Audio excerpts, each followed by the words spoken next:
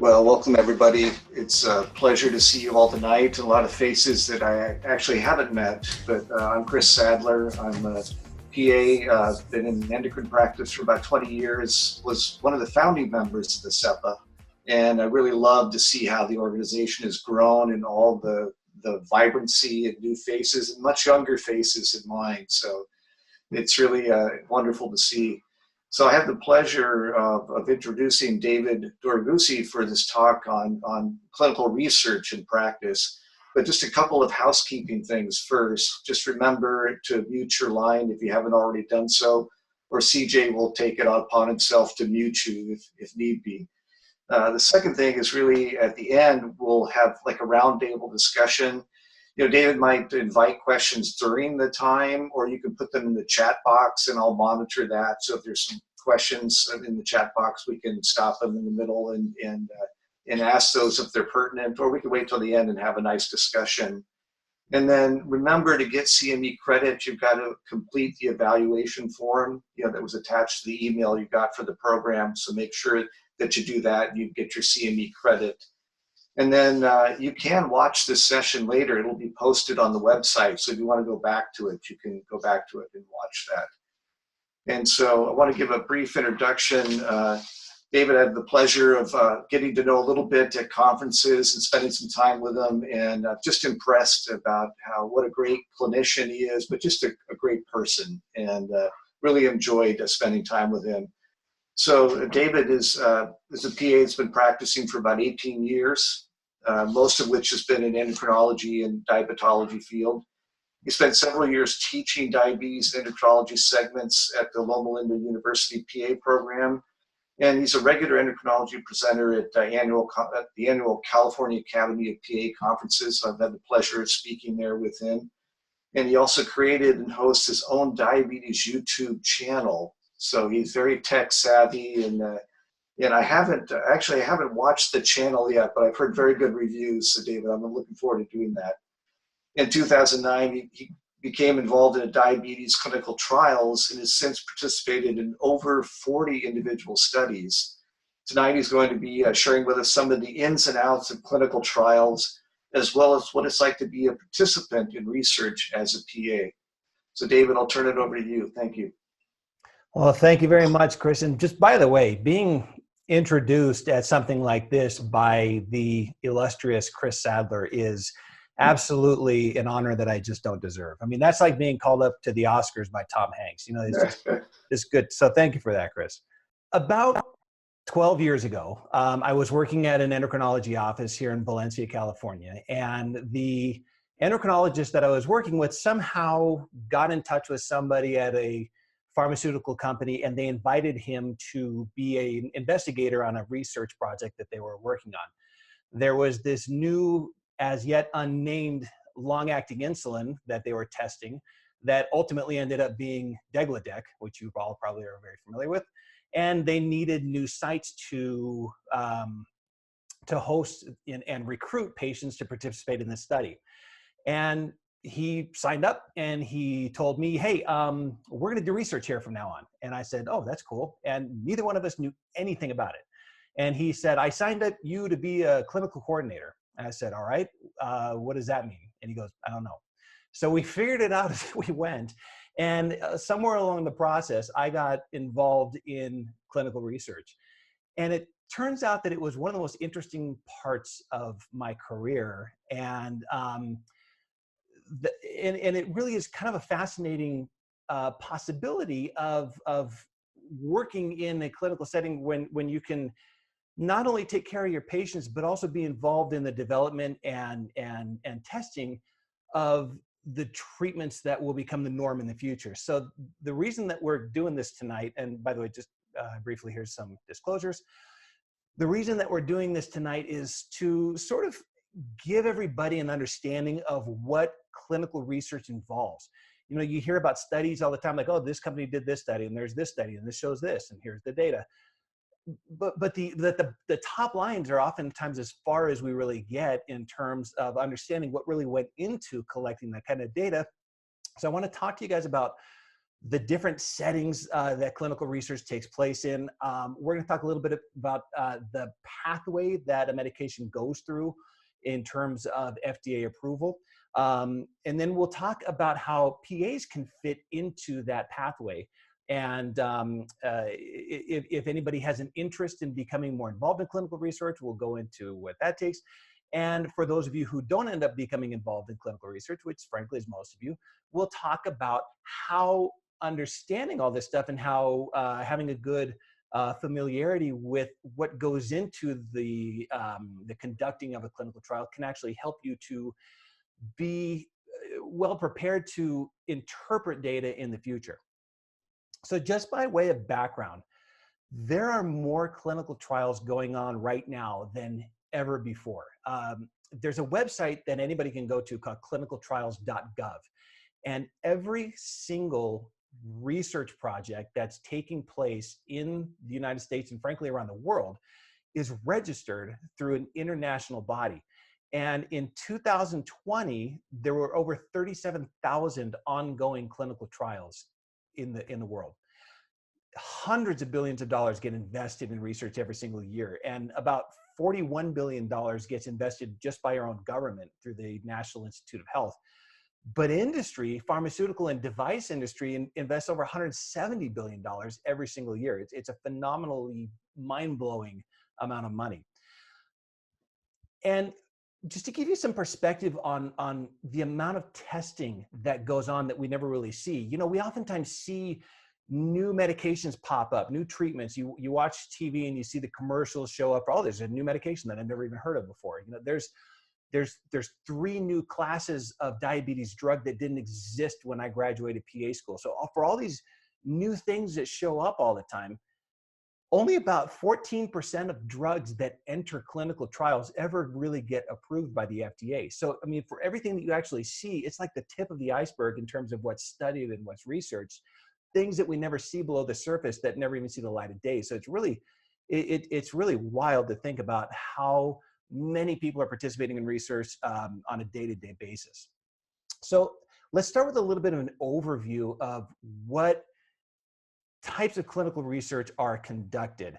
You know, when a medication gets submitted and you know, for FDA approval and then ultimately approved and becomes available in our pharmacies and you can write a prescription for it, there's a whole path that an agent had to go through to even get to that point. And it all starts when a product gets developed. And when you have an idea behind a drug, there is an entire preclinical phase of study that a drug or a device or like an analysis, like a new blood test, for example, might be evaluated through before it ever gets to the human phase. That can be through animal studies, that can be through computerized modeling. But then once they believe that they have a proof of concept that the drug should do what they think it will do, then they'll go through the process of testing it in human volunteers. Once the human clinical trials are conducted and completed, then all the data gets analyzed, and then they will submit it to the FDA. And once the FDA receives the application, it's called a new drug application, then the FDA will sit on it for a while and they'll think about it, and then a committee will review it, and then a committee will recommend or that it get approved or that it not get approved. And then finally a decision will be made for it to be approved if it meets all the criteria that they're looking for. So the part of that path that we're going to talk about, obviously, is the human clinical trials. So within human clinical trials, there is, we already talked about the preclinical phase where things are kind of tested in animals. But there's 2 main arenas of clinical study. And those are the academic clinical trials and then the industry clinical trials. Academic, as the name implies, are studies that are done more in an academic setting rather than for the purposes of development of a new pharmaceutical. These are studies that are usually driven by one single investigator, one single researcher, maybe gets a grant from the National Institute of Health. and conducts this study looking at a concept, looking at a new like a pathway of investigating a disease state. And this accounts for about 10% of clinical trials. The vast majority of individual studies that are conducted fall within the industry arena. And those are trials that are driven by the desire and the intent to test and ultimately market a either pharmaceutical agent or a device, insulin pumps, glucose monitors. They all have to go through the same testing process, or even new analyses. Tests. There's oftentimes lab analyses that get developed that we didn't have before. There's just to give you an example, there is a gastroenterologist in my town that I oftentimes refer to people, and he is participating in a clinical trial, but it's not for a medication, it's for a new lab analysis. It's a blood test that will hopefully detect colon cancer. And the study that they're doing is basically having people, have this blood test, and then they get a colonoscopy and they see if this test that they think will be, helpful actually really does predict reliably colon cancer. So it's just a blood test, but it still has to go through that same process of being tested. And this accounts for about 90% of clinical trials. Within the development and testing of a medication, though, there are several different phases. You might have often heard of medication, or excuse me, you might have also oftentimes heard of trials getting described as, a new phase 3 study came out, or a phase 4 study says this. And maybe you've heard those phrases before, but we don't always really know exactly what that means. So a phase 1 study is usually where testing starts. Okay, there is an earlier phase called phase 0, but this doesn't always happen. In phase 0, it's really just sort of a small study to determine the half-life of the drug, the pharmacokinetics, see how the thing works within the human body. Phase 1 studies are your typical first-in-human trials. So after they've gone through the preclinical phase where they've tested it in animals or done the computer modeling, and if it doesn't kill all the lab rats and we think that it will actually do some benefit in humans, then they get healthy volunteers to go into an inpatient setting where they're kept for several days, even several weeks sometimes. And these are the brave folks, because the purposes of this phase 1 trial is simply for nothing more than to establish safety. Is this drug safe, or does this make you grow green horns out of your head? And the patients are kept there in the inpatient facility just in case something terrible happens to them. And they're monitored. The drug levels are evaluated through serial blood tests. And this is where the safe doses are determined. For example, it's like, why is sitagliptin 100 milligrams and linagliptin's a different dose? Why is that one 5? Well, that's all determined during these phase 1 studies.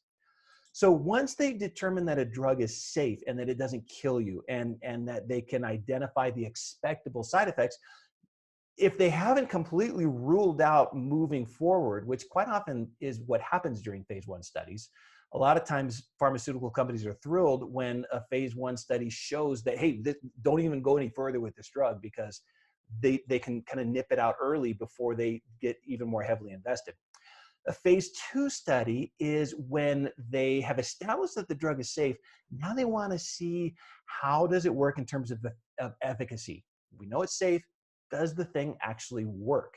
So a small group of people, somewhere between like 100, maybe 300 people, are recruited to participate and take the medication, usually versus a placebo, or if it's a medication that you'd have to give them a standard of care. Like, let's say if it's a new insulin, for example, if you're studying it in type 1 patients, you can't give them a placebo. You'd have to compare it to something like glargine, where they're still getting a treatment, but it's a smaller group of people where they're just trying to see, does the thing seem to work? But it's not big enough of a study to show widespread and reliable efficacy. So if the phase 2 studies suggest that, yeah, this stuff looks like it might actually work, then they'll move into phase 3. And these are what most of the studies that you're going to hear about are. The majority of phase 3 studies are the large studies where it's minimum 300 people, but oftentimes tens of thousands of people. We're participating in one phase 3 trial right now that's recruiting 17,500 people. Huge studies where thousands and thousands of people can be recruited and take the medication either compared to placebo or compared to standard of care. And in that bigger, larger phase 3 study, that's where further adverse event data is collected. That's where efficacy is better evaluated. And that's the data that ultimately will be submitted to the FDA with the hopes of getting approved. Phase 4 is post-marketing data. Sometimes you hear about new indications being added to drugs that were already available. Like, oh, we had this drug, it's already been approved for this, and now it's approved for this. Like when a medication is used for diabetes and now it has a cardiovascular indication. Quite often those are phase 4 studies that are done after FDA approval, and they're studying it for further purposes to look at long-term effects, whether that's to make sure that they're evaluating long-term safety or evaluating for other benefits that might not have been included in that initial indication. So that's a phase 4 study. Okay, so that's kind of an overview of the different types of trials that get conducted. What I want to do now is sort of take you through the process of what goes into conducting an actual trial, because you know that you hear about when a study gets reported, and maybe the pharma rep comes up and they say, well, look at this trial that we did. We had these kind of people and we gave them the medication and this is what we found. Well, how did that happen? There's probably a lot more people involved in this process than you ever realize. So here's how it all works. A clinical trial starts when a company, a manufacturer that we refer to as the sponsor, creates a process. Now we're going to talk about it from a drug standpoint. Like I said earlier, devices go through the same type of study, but it's most common to see pharmaceutical agents being tested. So that's what we'll kind of limit this conversation to. So when a sponsor creates a drug, before they can do anything with it, that thing needs to be tested. So in order to test the drug, the sponsor decides, how do we want to evaluate it? What kind of people do we want to evaluate it in? What is the question that we want answered? And in order to conduct all that, they write what's called a protocol. Okay. Now let's take a quick step back and look at the protocol really closely. The protocol is an extensive document. You may think of a study protocol and you might think of just 10, 15 pages, but it tells what the drug is, what it is and who's going to be tested, what kind of patients are we looking for, and what medications are they allowed to be taking. It's everything about the study is included in the protocol. I mean, here's an example of one. This is the protocol for a study that's ongoing in our office right now, and the thing is, it's 122 pages long, and in the pages of this protocol is every single detail about what happens during that study, the purpose of the experiment, the inclusion and exclusion criteria of the subjects that are to be included, a schedule of the specific visits, when the patients need to come in, when we need to call them on the phone, the specific blood tests that get performed at each visit, if any, when to do an EKG, when to do a physical exam, if there's any imaging, if there's any diagnostic studies that would be a little bit more intensive, like colonoscopies or whatever it might be, all the data points that need to be collected. And then the plan about how that data is going to be analyzed, it is all included in that. And this is meant to be kept on the site as a reference. And the job of certain study staff is to know every single detail about this so that nothing gets left out. That way, when you have multiple different sites participating in a study, you can count on them all knowing that they got to do the same thing. So that's the idea behind the protocol. So let's put that back where it goes.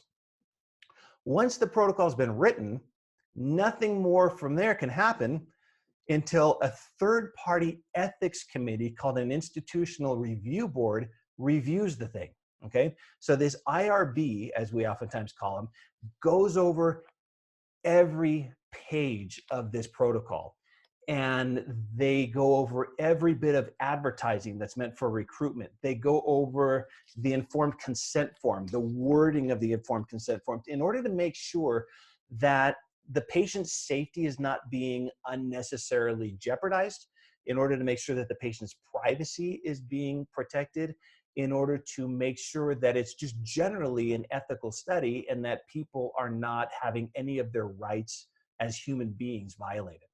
And if the institutional review board approves the study as being ethical, then they will give their approval. Okay, this is not the site. This is not the sponsor. It's a third party that that's not involved in either one of them that is in charge of reviewing this whole thing.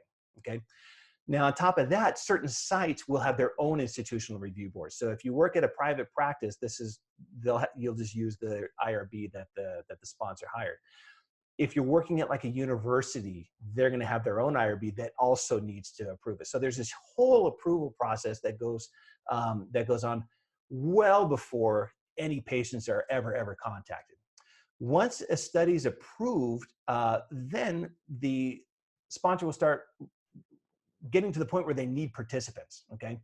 Now, in order to recruit participants, they reach out to guys like me, okay? So this is where a site would be contracted by the company in order to start looking for patients. So let's talk a little bit about what it means to be a clinical research site. That can be places like university hospitals, private hospitals, research offices, private practices like where I work, or even large medical groups like, say Kaiser. They do clinical research there. And they all kind of function differently and independently, but those are just some examples of the types of places that can be a research site. Within the site, there are several different roles. There's different people that perform different jobs, and you'll see this kind of repeat at just every different site. Every single site will have what's called a principal investigator that you'll probably hear me refer to as PI. We call it PI for short. This is usually an MD or a DO, okay? And that person is responsible for all study-related activities. We're gonna talk a little bit more in detail about the PI and the sub-investigator in a minute. There may or may not be a sub-investigator. That's also a clinician, could be an MD or a DO, but it could also be a PA or nurse practitioner. And that person is responsible for sharing a lot of the clinical responsibilities with the PI, so that the burden is lightened. Some studies will have trial nurses on staff where it's an actual RN or LVN that is in charge of sort of higher level tasks like IV infusions. If the medication's infused that way, you have to have somebody there that's qualified to do that sort of task. A clinical research coordinator is really the heart and soul of a trial, though. A research coordinator is the person who is really in charge of the execution of every bit of the study, having the patients come in, distributing medication, collecting samples from the patient for lab analysis, shipping those specimens off to the centralized laboratory, reporting of data, uploading into the computer system. I mean, everything about making this protocol happen falls on the shoulders of the clinical research coordinator. That's what my wife actually does. We work together. I'm the investigator and she's the research coordinator. And you would think that would imply that I have some sort of authority. But when you work with your spouse, not even a little bit. The research coordinator is completely in charge. That's just the way it is. Study pharmacist might be on hand if you're working in like a larger medical center that has an on-site pharmacist. Maybe they store the drug instead of the coordinator. It really just depends on the type of site that you're at. And then research assistants are people who basically do non-clinical type things like filing of documents. There's all sorts of paperwork that has to be maintained, scheduling patient visits, things like that. So that's a kind of an overview of what life is like in a site and the people that make up a clinical research site. Okay, so once a site is recruited and contracted and activated by the sponsor, the site now starts to recruit patients. They look for subjects that meet specific criteria. They enroll in the study. They're randomized to one group or another, and sometimes they know which group they're in, sometimes they don't. Sometimes I know which group they're in, sometimes they don't. And then we start to collect data from the subjects. So the subjects will participate and they have certain tasks that they do. Maybe they take a medication, and then the data can be collected back when they return to the site. Okay. So when the site collects data, everything gets documented in original form called source documents. Now, source documents can be on paper, they can be in your electronic medical record system, but this is where the information from the study needs to initially be collected. There has to be a hard copy, whether that's computerized or whether that's paper, of the original information that gets collected back. Once we have documentation on the source documents, the research coordinator will then upload all that data into an electronic data capture system, which is basically just a website that is designed to post all of the findings. And there's certain data points that have to be filled in. Maybe it's lab results, maybe it's patient's height and weight, or weight circumference, or whatever it might be.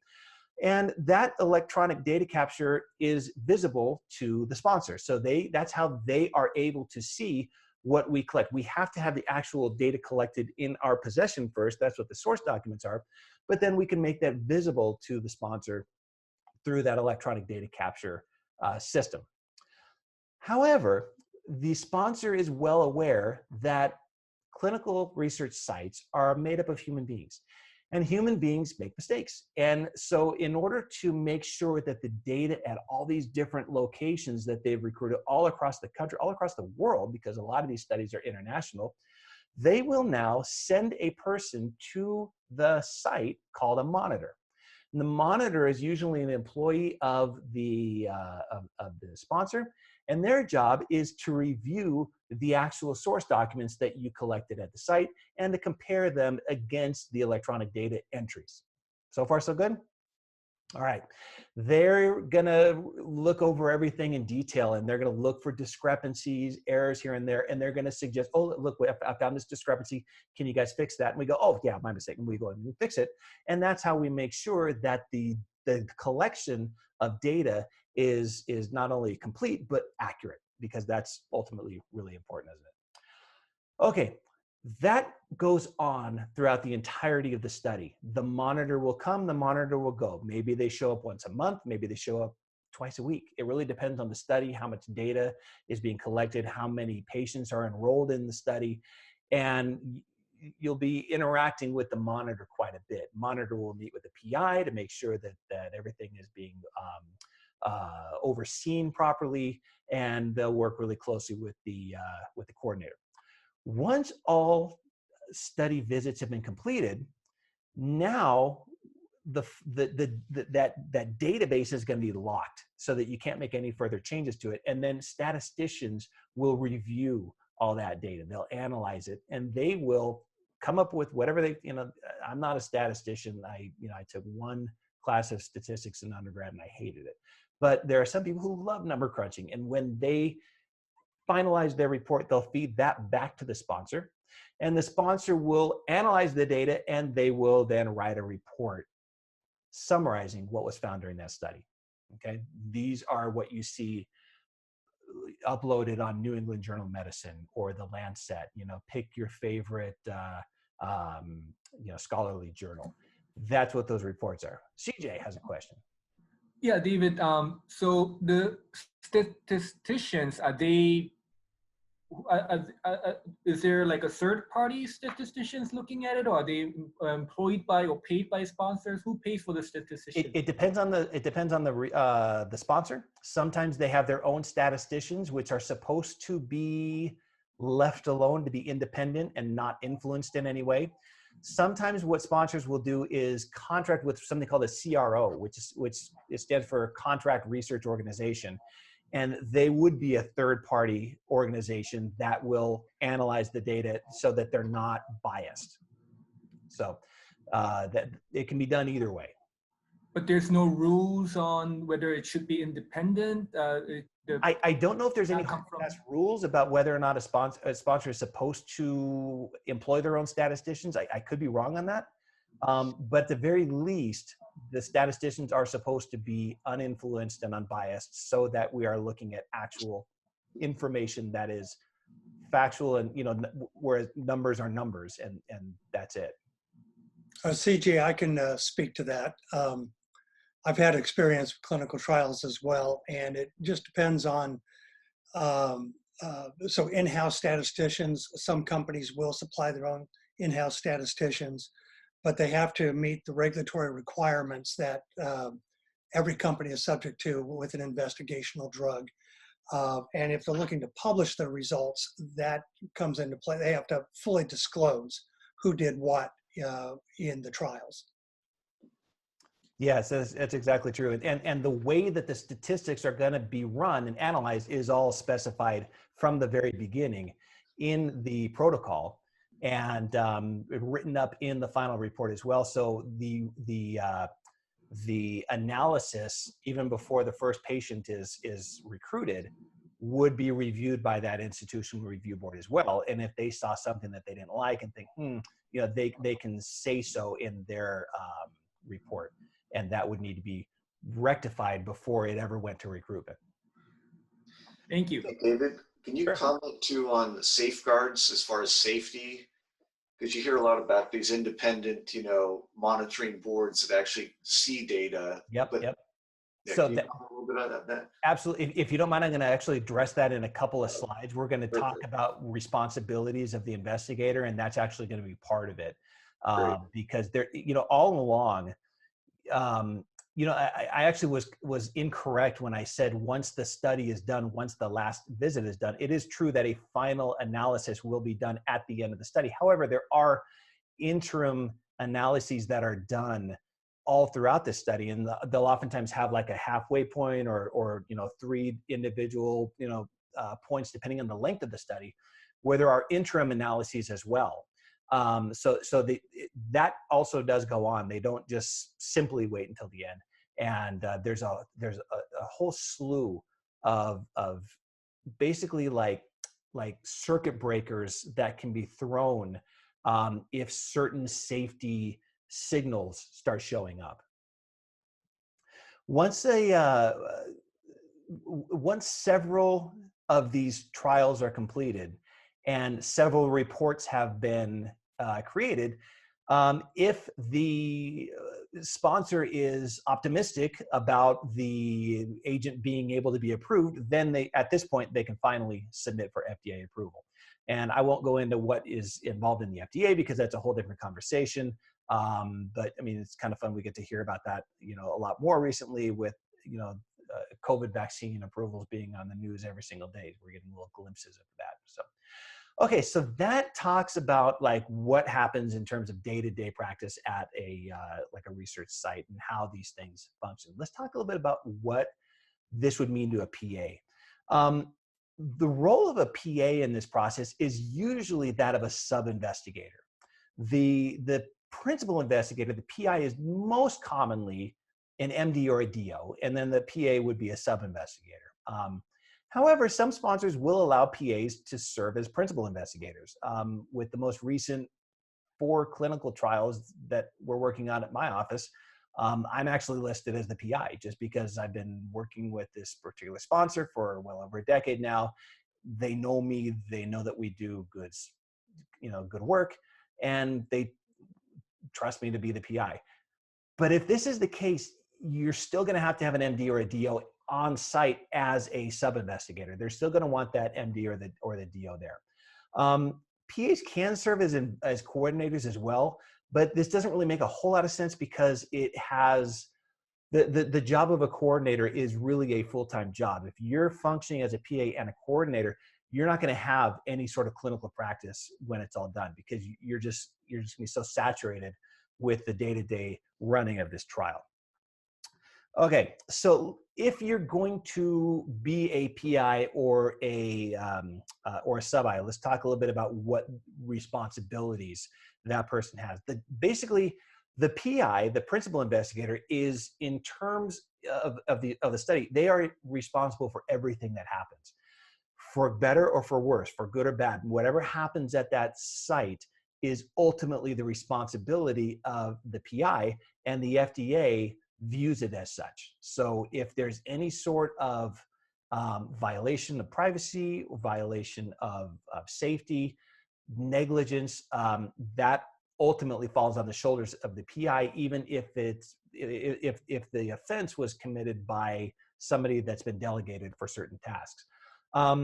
PIs will dole out responsibilities to site staff in terms of, okay, you're in charge of this, you can do this, you can do this, and that all has to be documented. Every sub-investigator has certain responsibilities that they're allowed to do, and that's it.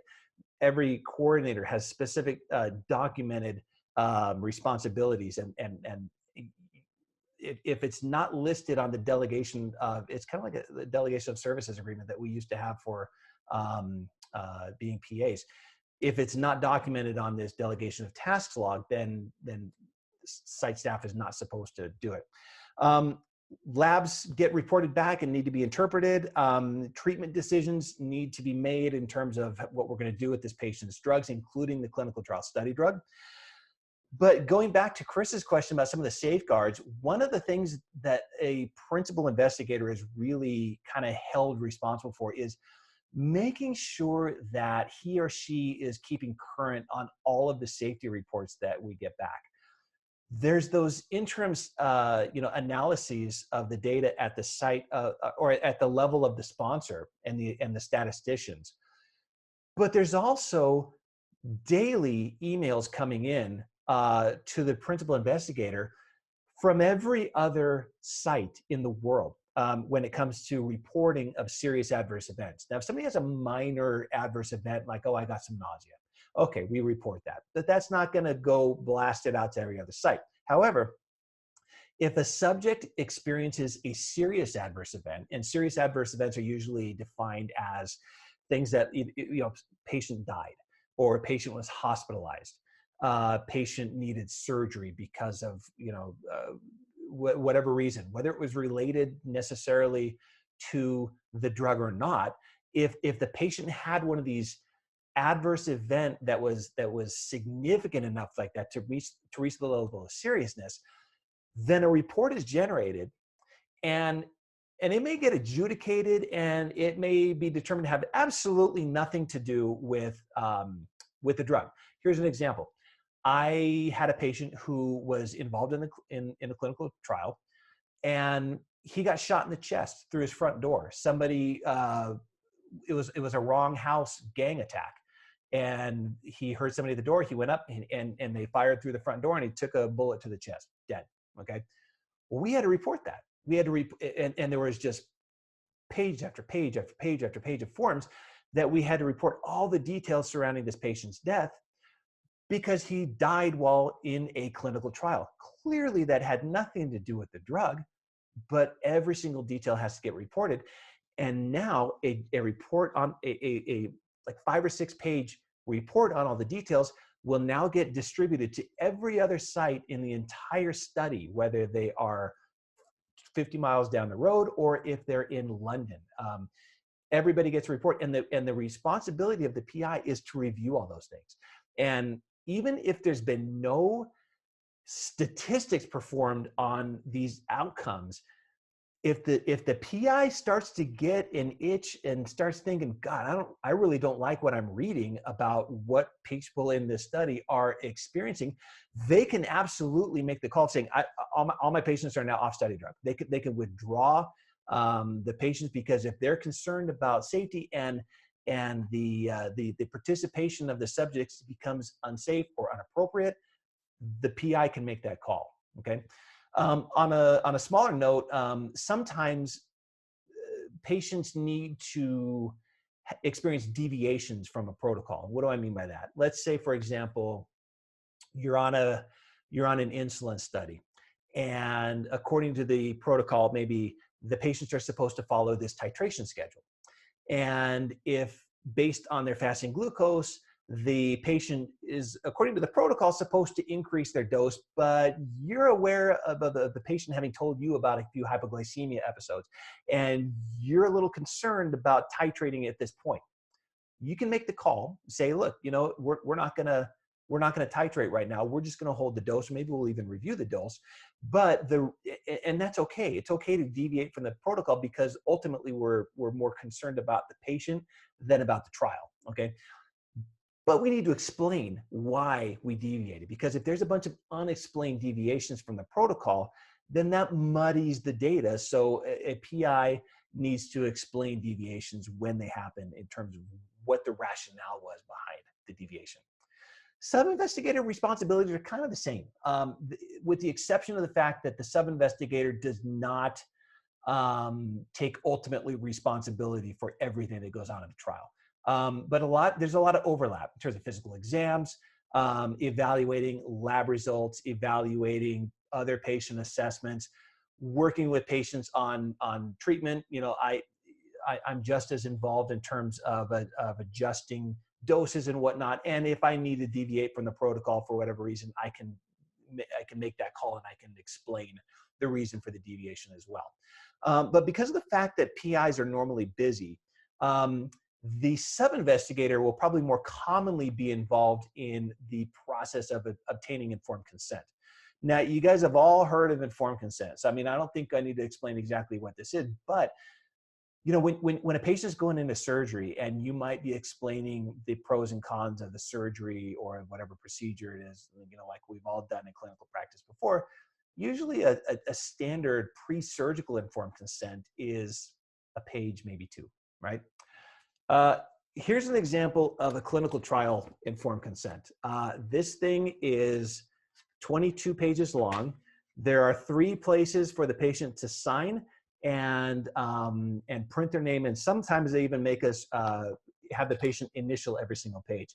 I mean, you can tell this thing was written by lawyers, because in a clinical trial informed consent, this thing discusses everything that the patient could ever want to know in terms of what the study is, why it's being conducted, what the adverse effects are, what the potential benefits are, what are the alternatives to doing this instead, and over and over and over and over throughout the pages of the informed consent form, it is reiterated to the patient that this is voluntary. Never should you ever feel compelled to participate in this. Even if your healthcare provider thinks it's going to be a great opportunity for you, if the patient's not on board, we don't do it. We can't conduct any type of clinical trial activities, even something as simple as taking vital signs. Nothing can happen until the patient it signs that informed consent process. So that's one of my main responsibilities when a patient first comes in, is I sit down with them and I go through it page by page, and I don't read every word, but I summarize basically what each section is discussing, and give the patient the information that in terms that they can sort of understand. And then the patient's given an opportunity to read it for themselves. If they want to take it home, review it with their family, have a lawyer go over it, I mean, that's all okay. It's completely whatever the patient's most comfortable with. And only once the patient's questions are completely answered and he or she feels 100% comfortable proceeding and signs the document, then we move forward with the very first step of the study. So as far as, why might you want to do that? Why would a PA want to be involved in research? Well, for one thing, this is interesting stuff. I mean, learning about what's coming available, or even if you're studying something that's already available, this is fun. I mean, we're all nerds. I mean, we all got into this field because we like it, and learning about new treatments, new options, and kind of seeing a little glimpse of the future of what's on the way is kind of neat, Additionally, there's altruistic ends of being involved. You're kind of making medical practice better, the betterment of mankind. You kind of there's some feel good aspects to it. Another nice benefit to participating in research is that you can oftentimes provide your patients with certain medications or options or therapies, whatever it might be, that they might not have otherwise had access to. You know, these studies are completely free to participate. In fact, they pay the patients quite often to participate. So, you know, how often have you been in a situation where you wanted to prescribe an expensive medication like a GLP-1 or something, and it's not covered or the patient can't afford it? This is an opportunity sometimes where the patient can get it absolutely free. And sometimes, yeah, there's the risk of placebo, but oftentimes it's two active comparators against each other. So it's a nice way to get patients therapy that you might want them on, but otherwise couldn't get. And then from a business standpoint, this is kind of lucrative. I mean, the research pays really well. The per patient involvement is far more than you're going to get from an insurance company. You know, a patient coming in who has a PPO for a single visit. The amount varies based on the study, depending on how many visits the patient has to come in for, the types of procedures that have to be undergone during the study. But I mean, it can be as little as $2,000 per patient for a real world study where there's really not much to do, versus as much as like $40,000 per patient. Maybe that's spread over 3 or 4 years, but still, I mean, it's a pretty good chunk of money that can really help a practice from a business standpoint. For every upside, there's also a downside. This is time consuming. I mean, there's a reason why they pay so much. It's a lot of work. There's an incredible amount of documentation that has to go in that oftentimes is more than what you would generally have to do for just a typical office visit. It can be frustrating sometimes because not all patients are going to qualify. You might have a patient who you're really pumped about getting this opportunity for, and then like one little exclusion criteria kicks them out and they can't do it. So that can be annoying sometimes. There's a lot of training that goes into it. You have to have certain certifications. You have to be trained on the protocol, and training on that protocol during investigator meetings that in a pre-COVID world usually will require some travel. So if you're the kind of person that hates to travel and you don't want to, you know, you just don't have the ability to leave the office for a while, that can be a downside. I look at it as a great upside. I love to travel. When I got a little baby at home now, so I don't get out as much. But I mean, you know, if you want to fly me for 3 days to Miami for this meeting, absolutely. I will leave the office behind. I won't look back. So I enjoyed it, but some people hate it. So I listed that as a downside. So what do we do if you wanted to get involved in clinical trials? The easiest way would be to, if you really wanted to go move to a different facility, taking a job at a practice that's already involved in clinical research would obviously be the easiest way to go. You can be trained on the job. They'll get you certified. So if it's something that you were really burning to do, go get a new job. And you know, that's the simplest way to do it. But practices who have not done research before can get involved. It takes a bit of work, but there are several different ways that you can establish a relationship with a sponsor to be listed in their sort of armory of sites that they will recruit for studies. There are centralized investigator registries where, you know, companies sort of, not like individual drug companies, but a recruiting company sort of creates a registry where you can add your office to, and the kind of patients that you see and the level of experience. And then sponsors can go there and they can say, oh, this place looks good. And if they like you, they'll reach out to you. Most individual sponsors have an area on their corporate website where you can add yourself to their own registry and ask to say, hey, think about me. We'd like to be involved in research. This is the kind of patients we see. If you got something that fits, reach out. Sometimes you can talk to your medical science liaison about opportunities to be considered. Certain companies will use their MSLs to recruit for sites. Some won't. The person who's not going to know anything about it is your local rep, your sales rep. They usually keep sales and product and development completely separated. So that's not the person that's going to really know. If you're starting up with research at a new site, there's a lot of infrastructure that needs to be established. I'm not going to really go into every single one of these, but you're going to have the ability. First of all, I mean, you're going to have to have the ability to recruit a certain number of patients. You're going to have the availability for the patients to come in during a certain window because they follow a very, very specific schedule. And sometimes there's only a 1-day window on either one. And if you can't, if you're so busy that you just can't bring a patient in within window, then it's a protocol deviation. You need to be able to have the ability to collect the necessary specimens like blood tests or urine analysis and ship them out. Storing drug takes up a ton of space. It has to be in a temperature controlled room in a locked refrigerator if it's refrigerated. The main room where all the drug is stored has to be locked, and only study personnel is allowed to have the key. So it's not something that you can just keep in your desk drawer where everybody has access to. So there's a lot that goes into prepping an office for clinical research. But if you got the room and if you got the time and you got the resources, it can be a lot of fun. The disease state needs to be something that is within the investigator's regular scope of practice. My background is all endocrine. I've got no business doing orthopedic clinical trials. You see what I mean? So if the study doesn't really reflect the investigator's scope, then that would be a bad selection.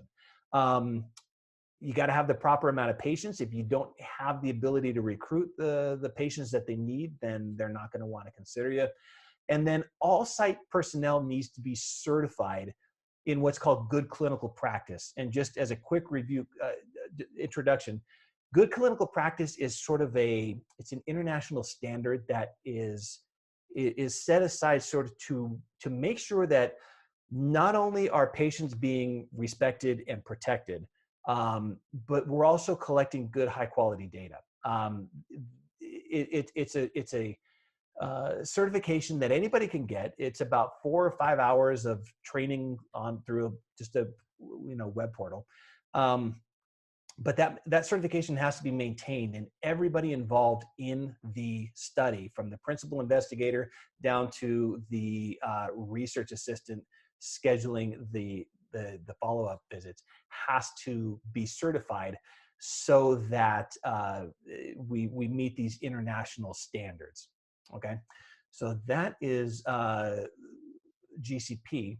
Lastly, I want to talk about everything we've kind of talked about so far is what it's like being involved in research.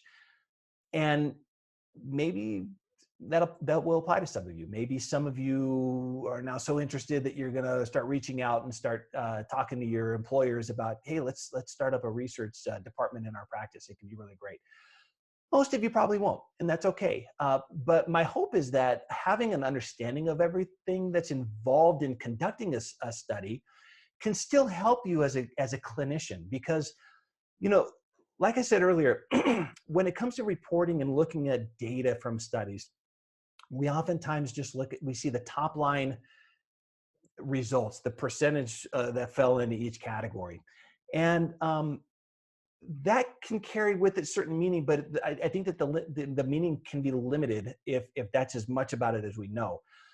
There's a wealth of information that can be gathered from understanding the findings of these labs or of these trials and how they went about collecting it. Because sometimes, even though all trials need to meet certain, good clinical practices standards, not all trials are well designed. And having a good understanding of the way that we reach out to the patients and the way that the patients are interacted with can sort of help you tease out a good study from a bad study, so that we're not always trusting statistics on the surface if there's something at the core of the study that makes it more or less meaningful or reliable.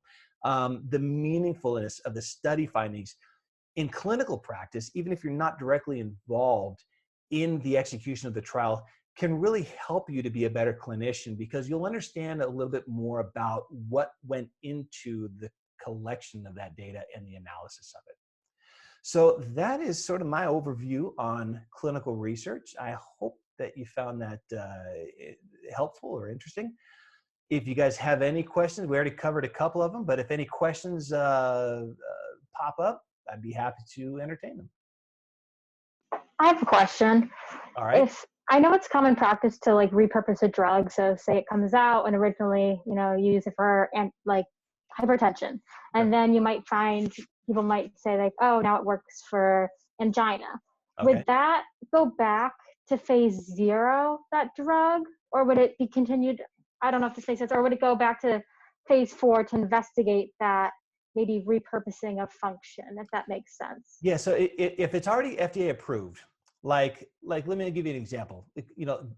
Gabapentin. You're probably familiar with that. We use it all the time for peripheral neuropathy and things like that. Well, it was originally developed and FDA approved strictly for post-herpetic neuralgia, but we all used it for other stuff because we've just screwed around with it and we knew it worked. Okay. So there's off-label use where there's no clinical trial at all. It's just us screwing around and figuring stuff out in the clinic. But if they want to then go back, if it's an already approved drug for one purpose, and then they're going to try to get an additional indication, then there's no sense going all the way back to phase 0. They'll just launch a phase 3, or probably it would really be more like a phase 4 study where it's post-marketing for additional indications. Thank you. Sure. So David, I very much enjoyed your talk because my career has been on the other side. My career has been in industry. I've been an MSL and a team leader of MSLs, and part of my job for more than 30 years was to recruit investigators. Okay. And one of the things that you touched on, well, one thing I liked is the background that's necessary. So when we looked for investigators, the first thing we looked for was experience, which is kind of discouraging for somebody who's new to it. But the reason for that is when pharma is doing a clinical trial, they have a timeline. They have a set period of time in which they want to get everything done. So they're very interested in sites that can recruit the right kind of patients who meet the inclusion criteria, who can do all of the things that need to be done, whatever labs, imaging studies, whatever else needs to be done. They have the equipment to do all that.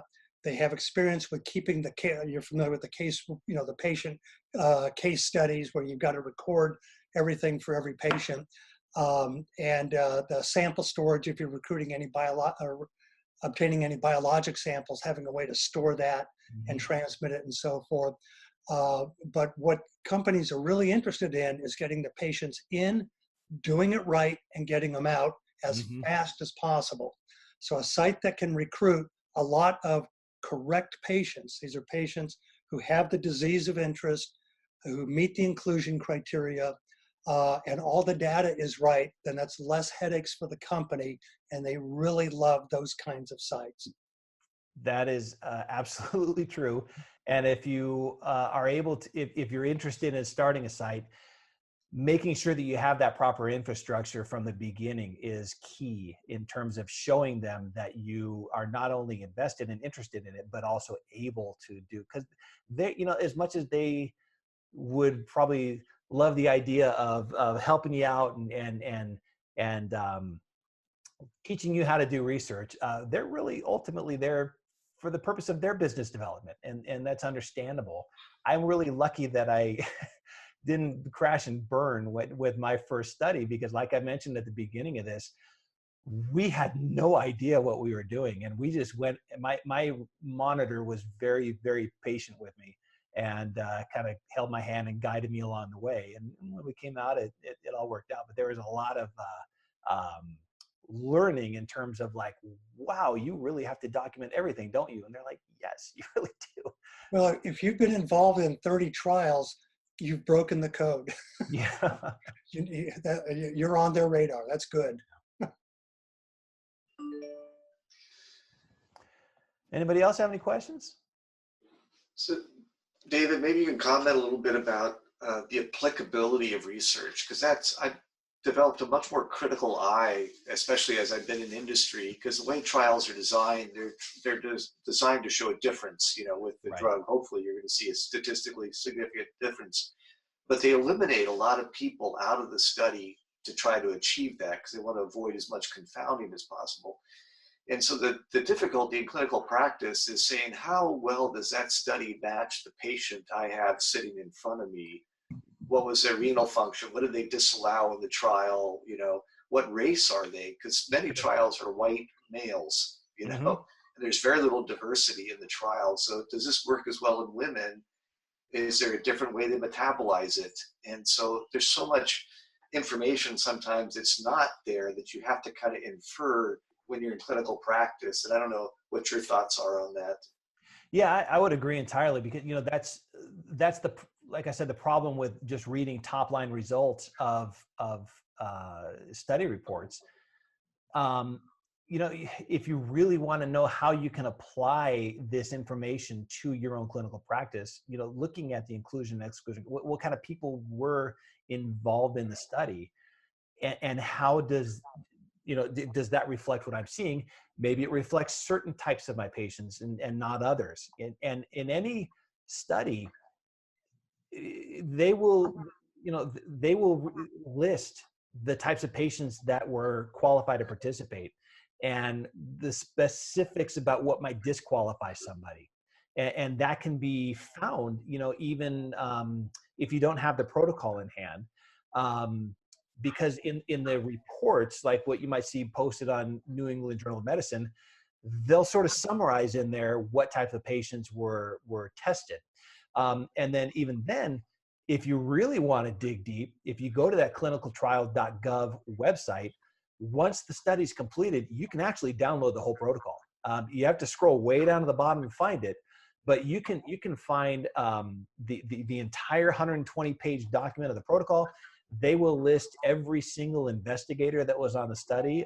It's all on that government website, where if you want to know every single detail about it. Let's see. Sydney says, "Oh, okay. I'm sorry. That might be a question."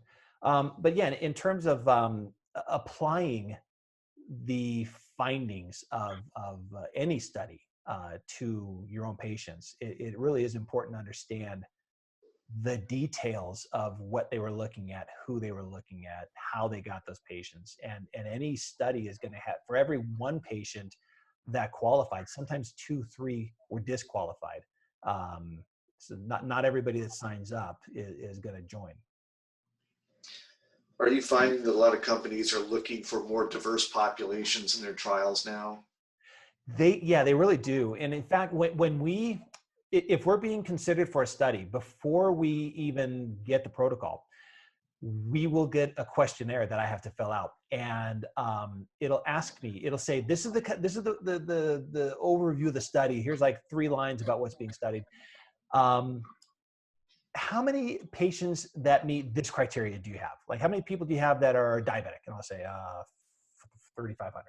And they'll say, "Okay, how many of those are on metformin?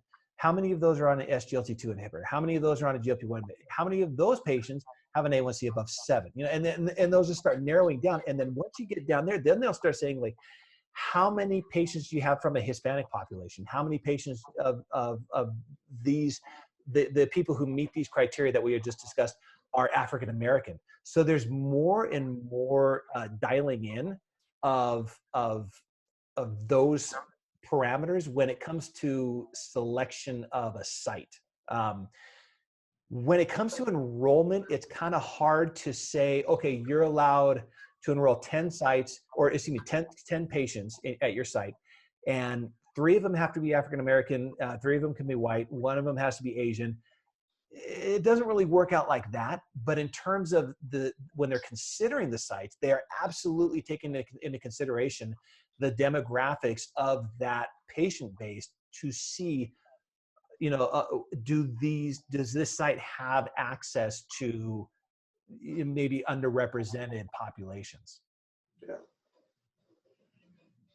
David, so I had I was wondering, I mean, taking it a further step, from applicability, of the study to your own patient population. But you have a patient, you have patient in the clinical trial, and sometimes, it's quite obvious whether the patient is on active treatment or Sure. placebo, right? Especially if you do a lot of diabetes trials and you have a pretty potent agent, Mm-hmm. obvious, unless, you're doing like a osteoporosis medication like Bob has done, for the past 30 years, where you don't really find out until you break something, or you do Right.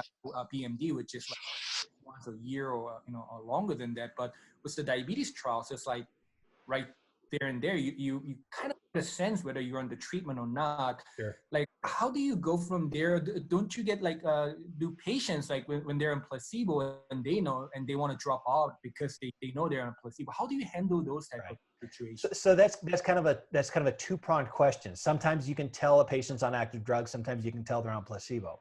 Sometimes you have no idea. But even if it's a double-blind study, when you have a patient where it's really obvious that a patient's on study drug and they're responding really well, there are measures in place from a safety standpoint where you can make modifications to their treatment if you find it necessary. Okay, for example, if a patient, let's say they're on 2 drugs at the beginning of the study. I'll actually give you an example of a patient that I had. We had one patient in the semaglutide cardiovascular trial. The patient came in on 2 oral drugs, and then she was randomized to either semaglutide or placebo. And this particular patient just responded. I mean, don't get me wrong. This is not meant to imply that this is indicative of how every patient responds on that drug. This particular patient responded so well that her other drugs were causing her to go hypoglycemic. So we got rid of one of the drugs and left her on the study drug plus metformin, and she still was going low. So I ended up getting rid of everything other than study drug, and she did beautifully. I mean, we got rid of all our other diabetes medications.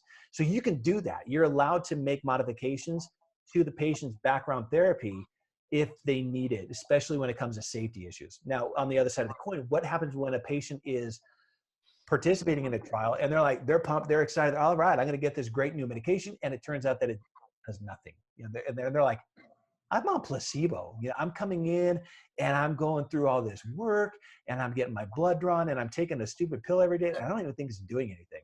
If patients don't perceive that a medication that you prescribed them is doing anything, they won't take it. How do you convince somebody to take something that they believe is a placebo? Well, that's where study subject selection comes in. And you kind of want to know your patients and have a good conversation with them before they ever sign consent to really let them know that why they're doing this.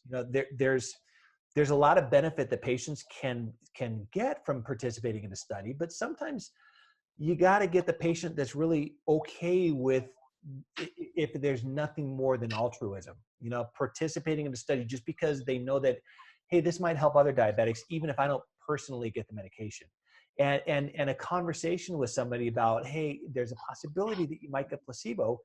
If it turns out that this doesn't actually do anything for you, are you still on board with this project? Are you invested in this as a project more than just a prescription?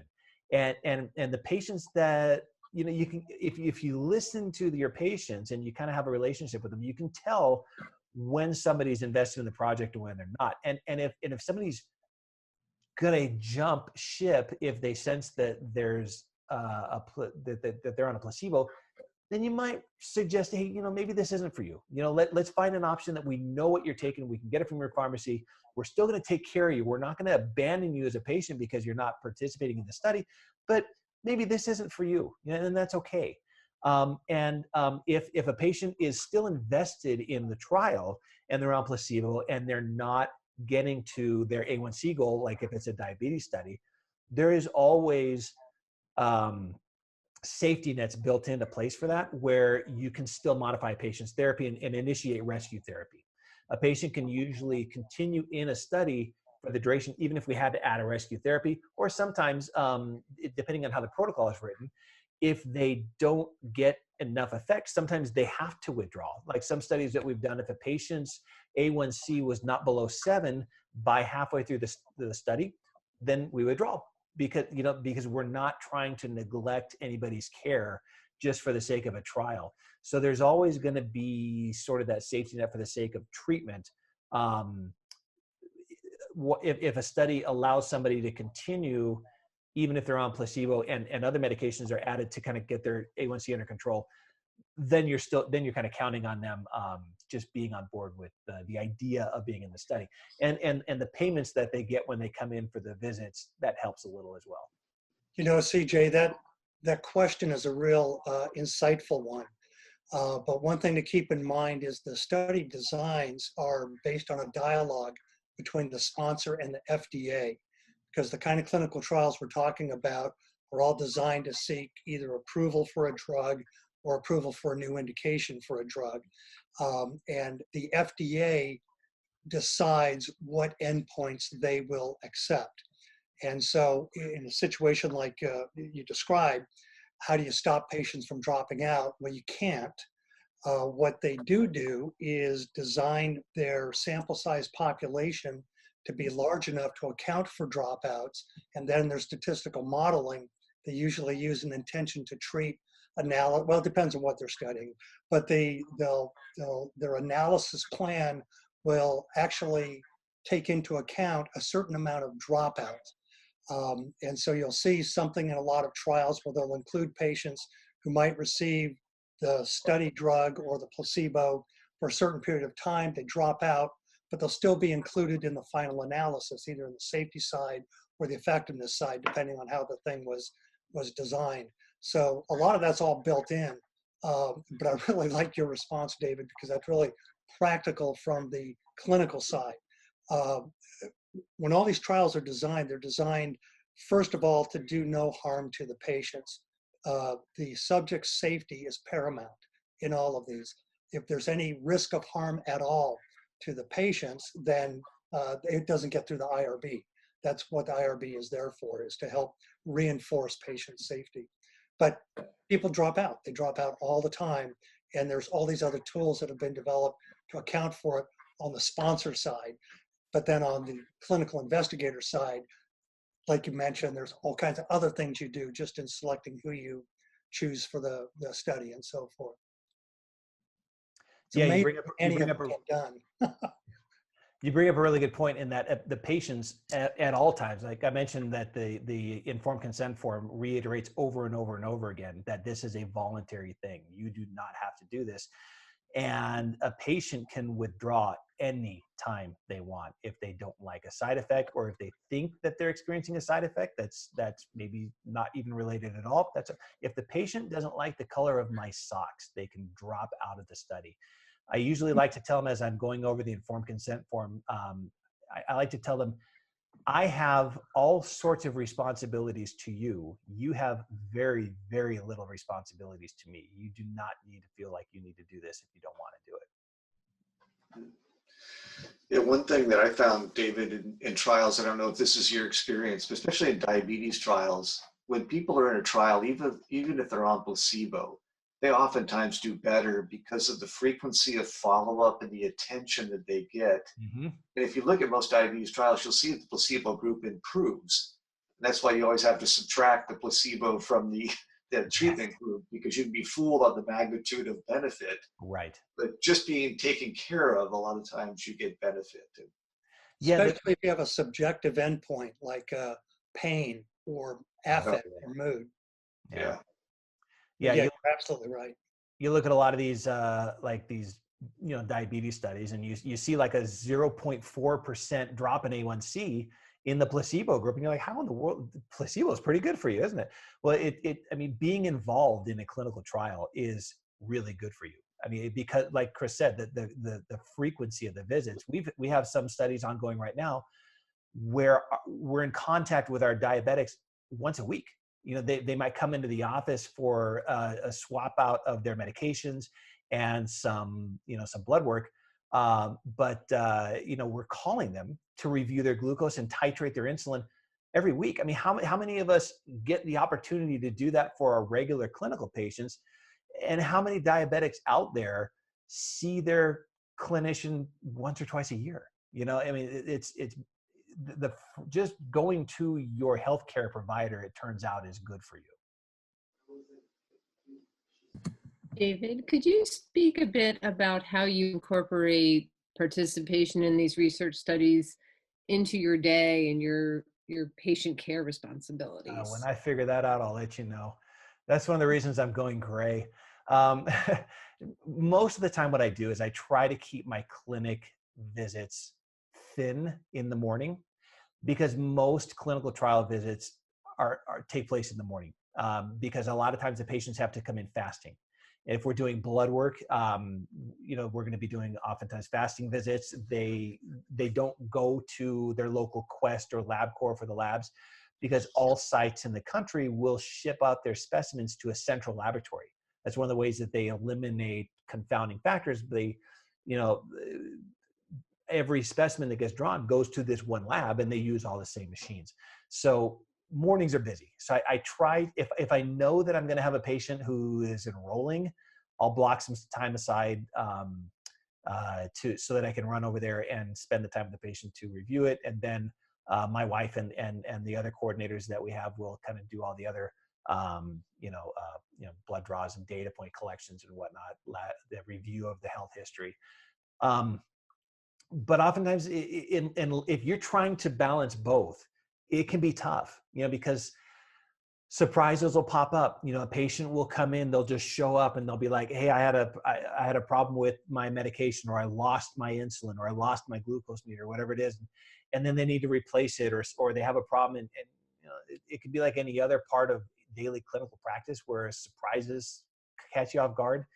And it can make it a little hectic. But what I try to do when I can is to set time aside. And my employer, fortunately, gives me a lot of autonomy. And if I need to block an hour in my schedule, he doesn't question me. He knows that I'm doing what I got to do. Did that answer your question? Okay.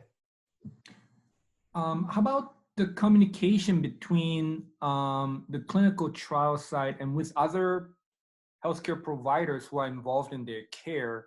Because I ran into some situations where a patient comes in and they say, oh, by the way, I'm on this trial, using this. And then if no one told me about it. And then I don't know if I'm allowed to make any adjustment. I don't want to mess up, someone's, clinical trial. So whose responsibility is it? Is it the patient just going around and telling their doctors, or does the site send out some kind of a letter? It's the decision of the patient. And some informed consent forms next to the signature line, depending on how it's written, we've had certain studies where the informed consent says, yes, I consent to the study. And on the very next line is, this is the name and address of my primary care doctor, or whoever, any other doctor that I'm seeing.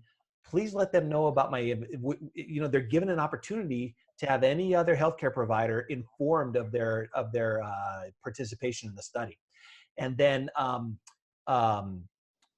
if they elect to have us reach out to that person, then we're obligated to send a letter explaining the patient's participation, as well as just some background information on what the study is, what the study drug is, so that their other providers are aware.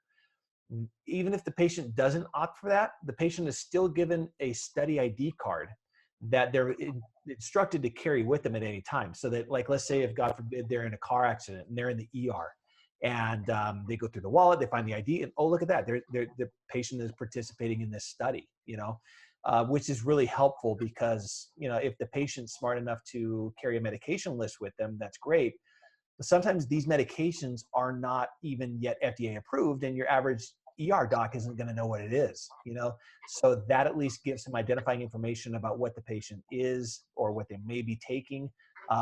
So there's always something there, so that there's some transparency about their involvement.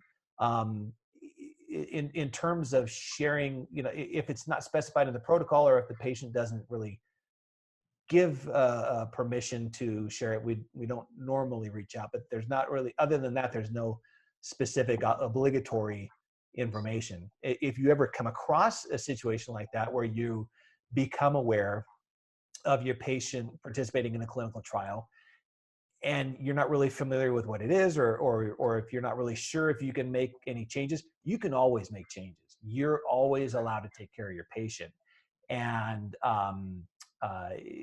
just let them know. Say, hey, I made this change, and here's why. You might want to let the study staff know that we made an adjustment, And then you can always call them directly too if you have the time and you want to reach out to them. That's fine too. But you're always allowed to take care of your patient.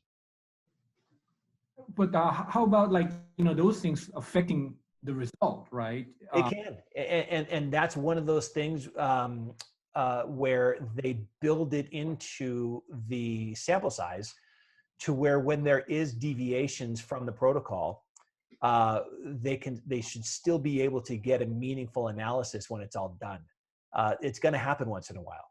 There's going to be people who stop their medication. There's going to be people who lose their medication. There's going to be people who go to the hospital, and the first thing that the hospital is going to do is stop it because they're going to want to eliminate all sorts of variables while they're admitted, and that's okay.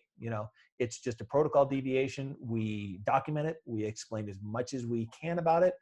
And then if we decide if the study drug is held or adjusted, and if we decide that we need to go back on it, then we discuss it with all parties involved and document it.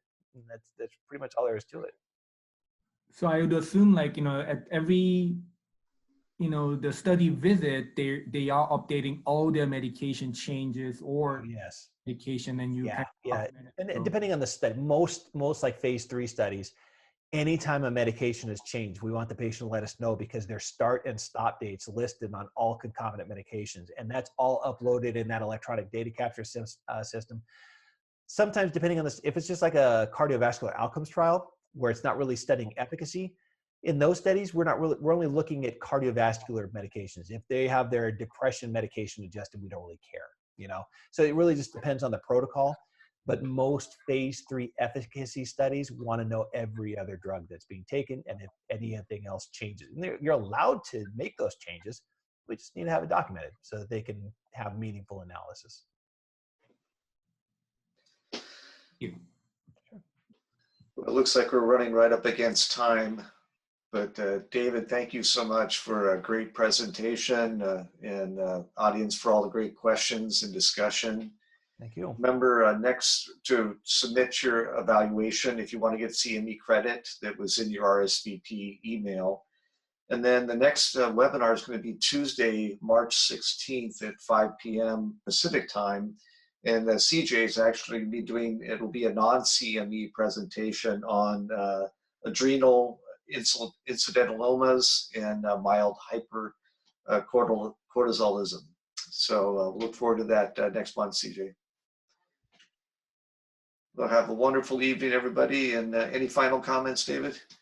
No, thanks everybody for participating. It's a pleasure to spend the evening with you guys, and I look forward to seeing you all in future events. Thank you. Thank you. Thanks, Thank you, everyone. everyone. Thank you, Chris. Bye. Good night.